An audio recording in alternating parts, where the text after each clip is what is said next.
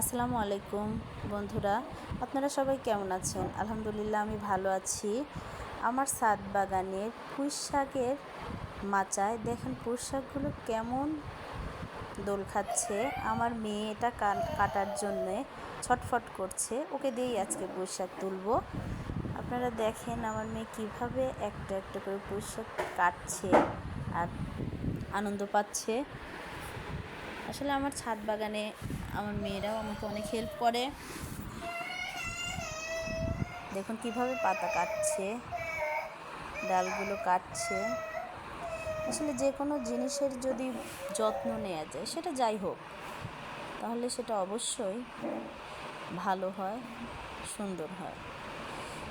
আমি বিকেলে যতটুকু টাইম পাই আমার মেয়েদের নিয়ে আমি ছাদে যাই, ছাদের গাছের পরিচর্যা করি, বসে থাকি, আমার ভালো লাগে ওদের সাথে সময় কাটাতে। আমার মেয়েদের সাথে সময় কাটাতে যেমন আমার ভালো লাগে, আমার এই গাছগুলোর সাথে সময় কাটাতেও আমার তেমন ভালো লাগে। আমার এই গাছগুলো, আমার এই পুঁই শাকের গাছ আপনাদের কেমন লেগেছে কমেন্ট বক্সে জানাবেন।